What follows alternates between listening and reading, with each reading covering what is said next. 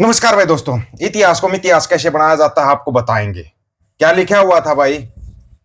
लिखा हुआ है, प्रगट भय गुरु तेग बहादुर, सगल सृष्टि पे डापी चादर। सगल सृष्टि पे उसको हिंद की चादर कैसे बना दिया गया आपको बताएंगे। कैसे इतिहास को मितिहास बनाया जाता है। और जो जोड़ों की यात्रा ये निकाल रहे हैं ना, वो योगी यागी जो भी निकाल रहा है, ये एक ढोंग है, पाखंड है। बोला ये देखो हरदीपुरी के घर पे जोड़े थे गुरु महाराज के, माता जी के, सब झूठ है, ढोंग है। एक ऐसा खेल खेला जाएगा सिक्कों के खिलाफ कि सिक्कों को समझ में नहीं आएगा। समझ में नहीं आएगा। ये भावनाओं के साथ खेला जाता है। ये चीज आपको समझनी पड़ेगी। उससे पहले आपको बात होता है, एक अंधभगत था कोई चिंटू टाइप, बोला भाई ये अडानी पटानी सटानी जो भी है, गडानी बडानी, इनके पास कितनी दौलत होगी। माँ भाई इनके पास इतनी दौलत है, इनका एक नौकर चाकर है, कोई सेवादार है इनका, मोरनी मारनी क्या ऐसा कुछ नाम उसका, मोरनी है, फेकुनाथ मोरनी। मगर मोरनी 10 लाख का सूट पहनता है इनका नौकर, 10 लाख का सूट, और 3,500 करोड़ के जहाज में घूमता है। इनके नौकरों की इतनी वो कर रखी इन्होंने। अब बता दो कितनी दौलत होगी उनके पास। पूरा देश तो लूट के खा लिया, और कितनी दौलत लगाओगे। एक न्यूज चली थी, ब्रेकिंग न्यूज, पूरी मांड मंडिया और उसके दलालों ने चलाई। 20 बच्चों को बंधक बना लिया मुंबई में, 20 बच्चों को। जैसे ही बंधक बनाने वाले का नाम आया, वो न्यूज गायब होगी। बंधक बनाने वाले का नाम था रोहित आर्या। इन्होंने सोचा कोई मुसलमान होगा, बच्चों को बंधक बना रहा है, कुछ मांग डिमांड रखता होगा, और रोहित आर्या मिला। अब वो न्यूज ही गायब कर दी सिरे से। नागालैंड में क्या चल रहा है?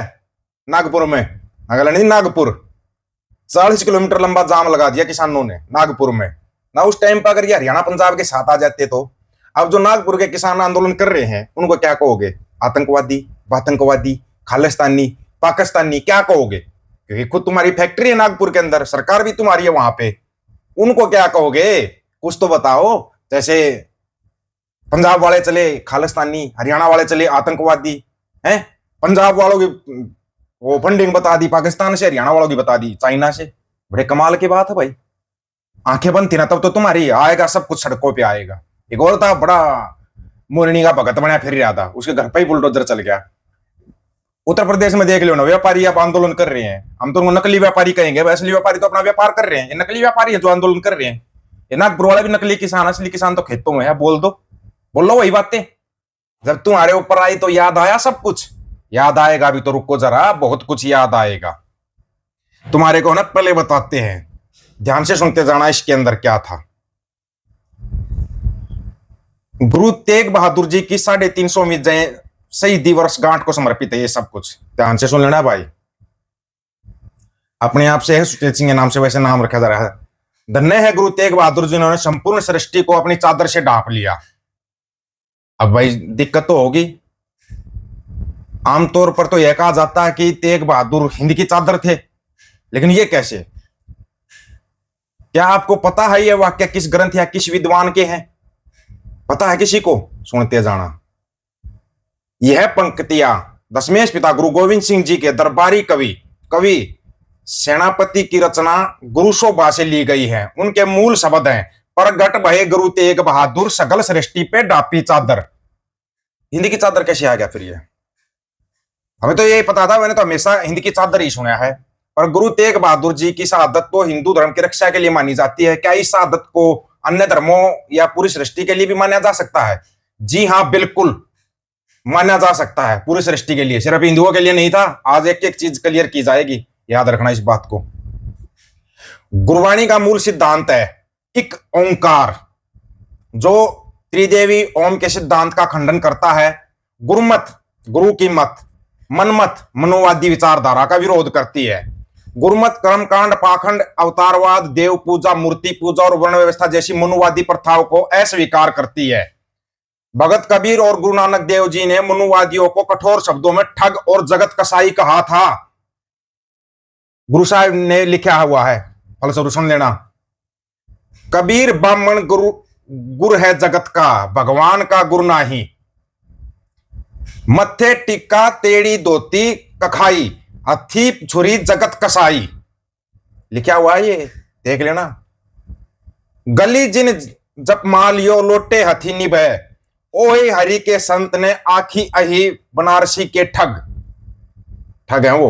476 नंबर बता देते हैं, वो 1177 के ऊपर है। जी हां, बधहु सु धर्मु करी थापहु अधर्मु का कहू कतबाई आपस कहू मुनिवर करी थापहु का कहू कहू कसाई। जगत कसाई इसलिए बोला गया था। ऐसे में अपने सिद्धांतिक विरोधियों के मानवाधिकारों की रक्षा के लिए प्राणों की आहुति देना एक अद्वितीय अलौकिक और अप्रीतम शहादत।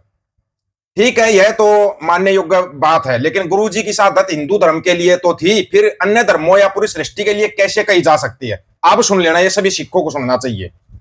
कश्मीरी पंडितों की फरियाद ने गुरु तेग बहादुर जी को एक धार्मिक संकट में डाल दिया था। यदि गुरु जी उनकी रक्षा ना करते तो सिख धर्म के सामने यह सैद्धांतिक प्रश्न खड़ा हो जाता कि शरण में आए की रक्षा करना सिक्खी का मूल सिद्धांत रहा है, टूट जाएगा।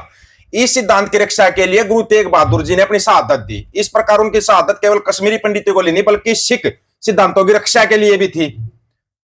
मैंने तो कभी इस तरह सोचा भी नहीं होगा, किसी ने नहीं सोचा होगा इस तरह तो। और सिर्फ इतना ही नहीं, गुरु जी की शहादत ने मुसलमानों को भी, जो उस समय सिखों के विचारधारा विरोधी थे, आने वाले खतरे से बचा लिया। अब वो कैसे बचाया सुन लेना भाई।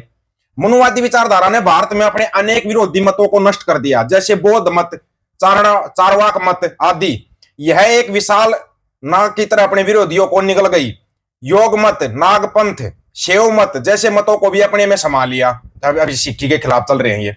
सोचिए, अगर कश्मीरी पंडित दबाव में आकर इस्लाम स्वीकार कर लेते तो यह इस्लाम के लिए भी कितना घातक होता, क्योंकि मनुवादी प्रवृत्ति अपने विरोधी सिद्धांतों को आत्मसात करके मिटाने की नीति पर चलती है।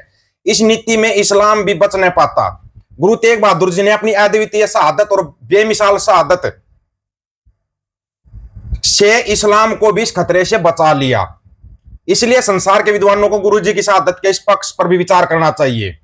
सचमुच इस दृष्टि से मैंने कभी सोचा नहीं था, तो अब क्या कहा जा सकता। पर घट भये गुरु तेग बहादुर, सकल सृष्टि पे डापी चादर। अब तो बोलोगे, और क्या यहां पे क्या बनाया जा रहा है? हिंद की चादर। ये करने वाले कौन थे? अभी सुनना। ये है ना तो प्रगट भये गुरु तेग बहादुर, सकल सृष्टि पे डापी चादर। इसका अर्थ है जब गुरु तेग बहादुर जी प्रकट हुए, उन्हें संपूर्ण सृष्टि पर अपनी कृपा और संरक्षण की चादर फैला दी, जैसे उन्होंने पूरे ब्रह्मांड को अपनी शरण में ले लिया। परंतु आगे चलकर सिक्खी के चतुर, चालाक और कपटी मनुवादी विरोधियों ने इस मूल पंक्ति सृष्टि की चादर को बदलकर हिंद की चादर बना दिया और इसी रूप में इसका प्रचार करने लगे। यदि हम इतिहास को गहराई से देखें तो यह स्पष्ट है कि यह मनुवादी ताकतों ने जानबूझकर शब्दों में फेरबदल करके इतिहास को धोखाधड़ी कपाट किया, ताकि सिख इतिहास के वास्तविक अर्थ और संदेश को बदला जा सके। जब ये कश्मीरी पंडित आए थे ना गुरु साहब के पास, तो उन्होंने बोला यदि आप हमारी रक्षा करेंगे तो हम सब सिख धर्म अपना लेंगे, लेकिन बाद में मुकर गए ये। बाद में ऐसा ही वादा गुरु गोविंद सिंह जी महाराज से दसवें पिता से किया कि यदि वे औरंगजेब के खिलाफ युद्ध करेंगे तो सब सिख धर्म अपनाएंगे और उनका साथ देंगे। लेकिन जब अमृत छकने की बारी आई तो मनुवादियों और राजपूत राजाओं ने कहा हम तथाकथित अछूतों के साथ बैठकर अमृत नहीं छकेंगे। इस पर गुरु दसवें पिता गुरु गोविंद सिंह महाराज ने जवाब दिया था, इन्हीं की कृपा के सजे हम हैं, नहीं मोसो गरीब करोड़ परे। इनकी कृपा से मैं सजा हूं, नहीं तो मुझसे गरीब करोड़ों हैं। अब बताओ इतिहास के साथ में इतिहास किसने बनाया, किसने छेड़छाड़ की? ये ओरिजिनल इतिहास है, सृष्टि की चादर है वो। अब आप लोग कमेंट करके बताओ कि ये इतिहास के साथ में इतिहास की छेड़छाड़ क्यों की जा रही है। सावधान रहना, ये और भी आगे छेड़छाड़ करेंगे। आप लोगों की क्या राय, अपनी राय रखना, आपकी राय का इंतजार रहेगा। सभी साथियों को राम राम, नमस्कार, आदाब, सत श्री अकाल। वीडियो को ज्यादा से ज्यादा शेयर, चैनल को सब्सक्राइब, बेल आइकन को जरूर दबाना दोस्तों। ऑफिशियल दीपक और यूट्यूब चैनल बात हक और सच की करेंगे। हक सच की बात हम करेंगे। वीडियो को शेयर करने की जिम्मेवारी आप लोगों की है। गज के आखो वाहे गुरु जी का खालसा, वाहे गुरु जी की फतेह।